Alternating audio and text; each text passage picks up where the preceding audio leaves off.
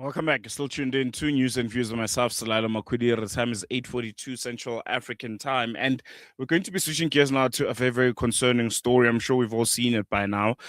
Yesterday, a routine school run essentially turned into a massacre on our roads.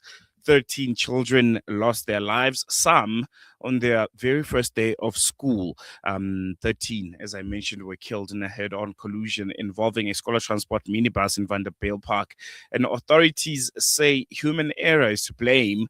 But this tragedy has once again exposed very, very deep and systemic failures in how scholar transport operates in South Africa, because it's not the first time. Almost every single year, at the beginning of the school year, middle of the school year, or when schools are about to close, we always hear of these cases where children lose their lives in numbers in scholar transport accidents. And nothing seems to change. Nothing is done about it. We're still seeing, school transports that are still very unroadworthy, drivers that are not properly licensed and trained to ferry kids to school. And we're going to be taking a sharp look at that. We're going to be unpacking why learner transport still remains so dangerous in South Africa and what must urgently change. And we're now joined by a very, very good friend of the station, the National Association of School Governing Bodies representative, Mr. Matakanye Matakanye, who's joining us via telephone. Mr. Matakanye, thank you so much for joining us.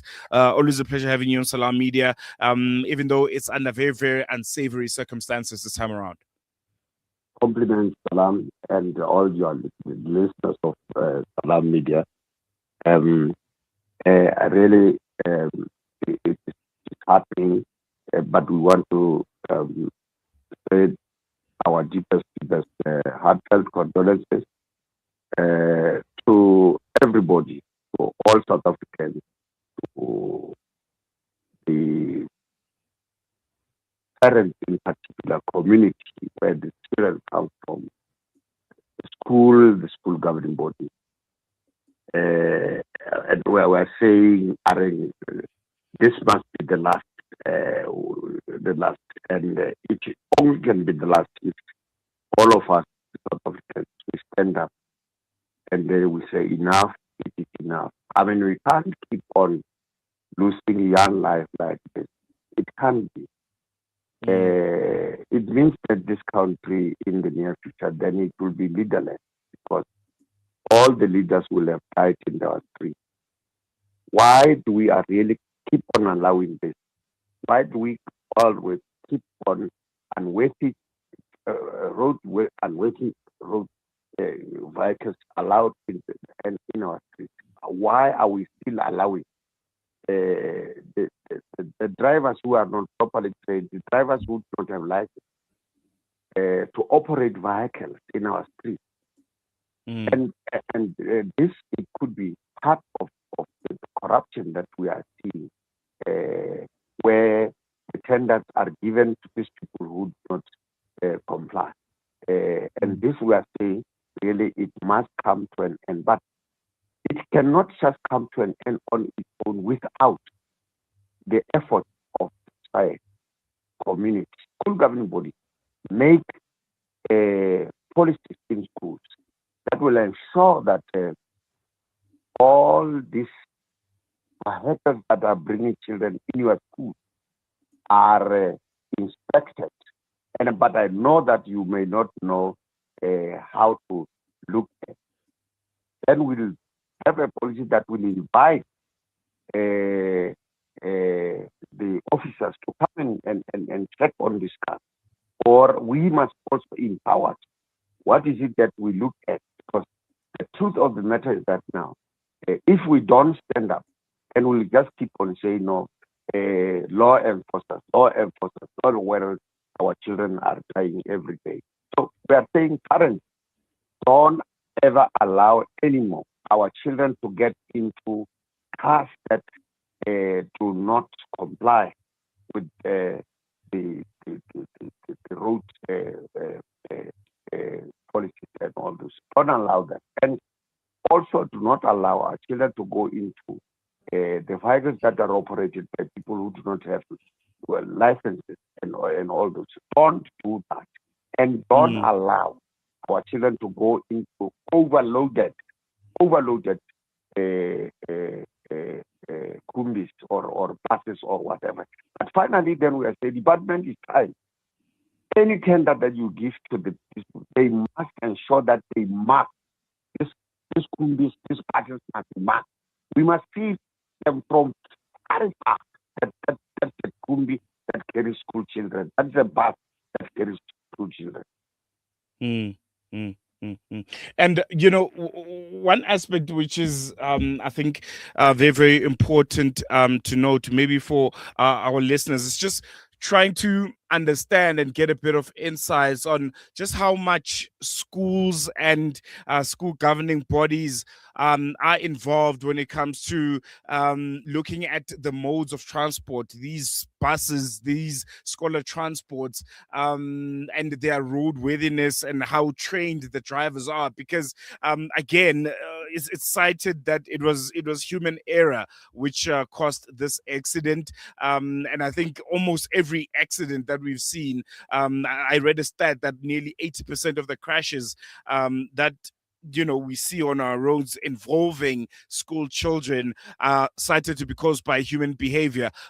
Do schools know, are school governing bodies involved, and whose responsibility is it to vet the drivers and to vet the vehicles? Because you mentioned it, we have unfit drivers that are entrusted with transporting children almost every morning, and these incidences happen yearly.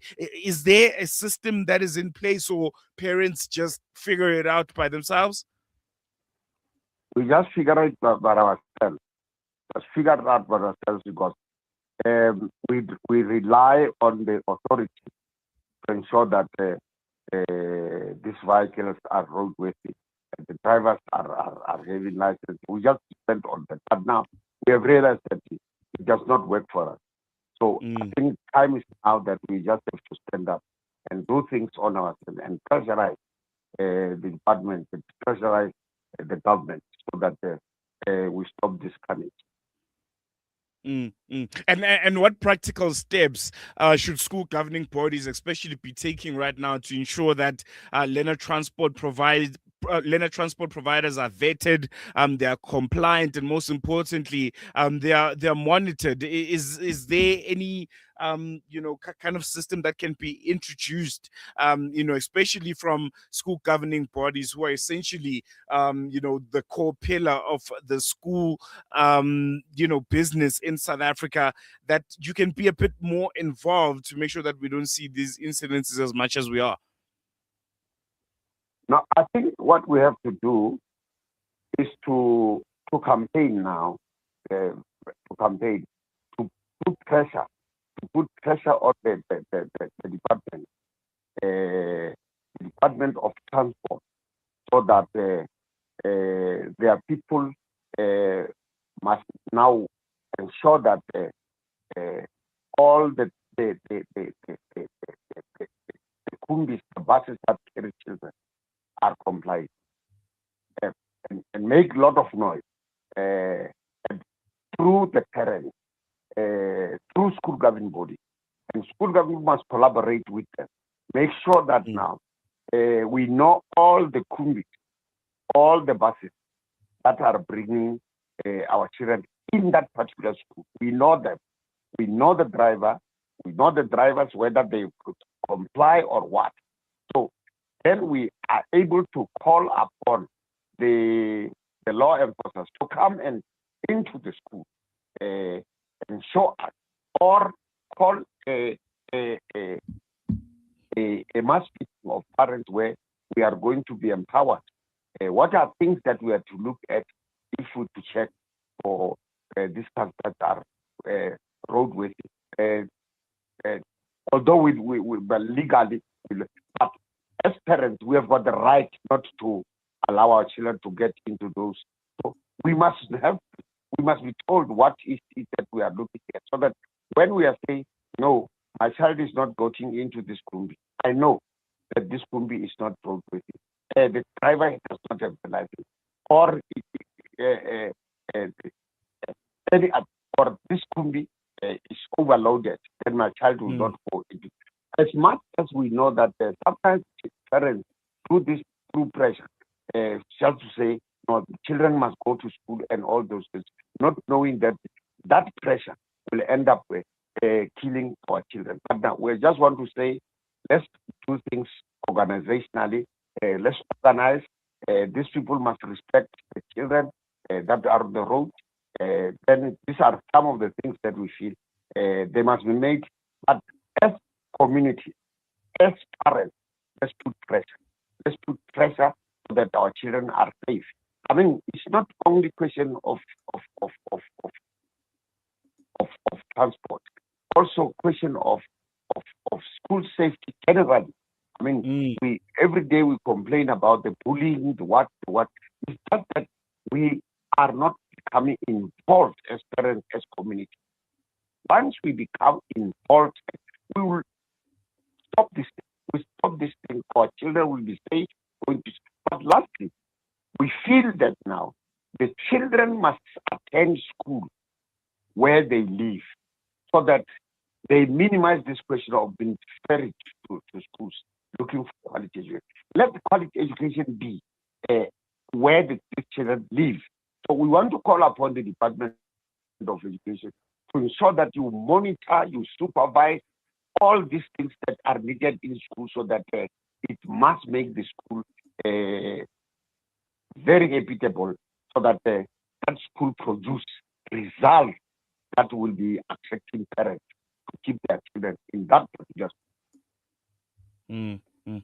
No, most definitely, Mr. Matakanye. Thank you so much for joining us. Always a pleasure having you on air. school. Thank you so much. Have the best. There you have it. Yeah, I think very, very important and very, very poignant points there that Mr. Matakanye is pointing out that there needs to be a somewhat dedicated department that vets out scholar transport in South Africa. I think for so long, we just let it slide. It almost feels like it's a tradition of some sort that almost every single year you're gonna have one incident where there's a mass deaths of young school children that are making either their way back from school or they're making out their way to school, and it's really really concerning. I have a question for parents. What are there any measures that you've put into place, to make sure that the transport that your child uses to go to school, if you unfortunately can't transport them yourself, what do you do? How often do you check whether your child's transport is roadworthy, the driver is licensed and qualified and are legally registered? Are there any measures you put into place, or you just said, you know what, I'm going to be putting it among the responsibility of myself. I'm going to be transporting my kids to school. And this is unfortunately a privilege that many South Africans just don't have. Many South Africans rely on scholar transport because maybe the parents are going to work a bit earlier than the kids go to school. The school is a bit further out from the parents' way to work. Well, the parents just don't have a car, and the only way that their children can get to school is to have we used to call them abu malum, these drivers who would collect children from same area, then transport them to different schools, and it keeps on happening, keeps on happening. How do you have 13 children die, and we just move on as business as usual?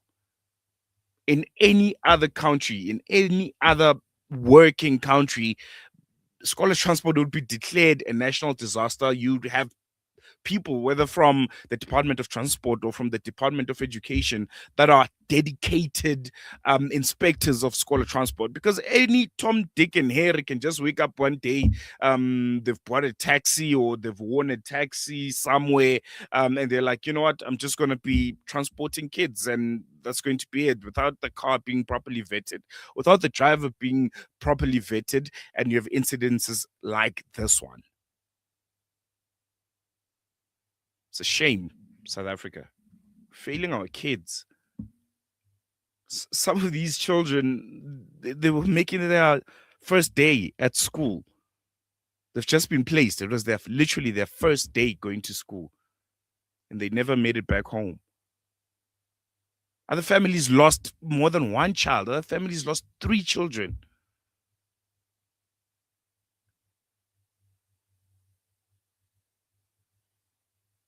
But it's going to be business as usual. Just going to continue with our lives and see what's the next trending story after this one. No one will be held responsible. No one will be held liable. They're not going to be any kind of reforms to mitigate anything like this ever happening again. We've all seen scholar transport, man. Sometimes you have in a 16-seater, you have 30 kids all crammed in there with the music blasting and the driver being all over the place. And you just ask yourself, how is this allowed? It's infuriating. You have children dying because adults are irresponsible. The very same people that are meant to be protecting them. Should be ashamed of ourselves. Going to take a quick break. News and views continues after this.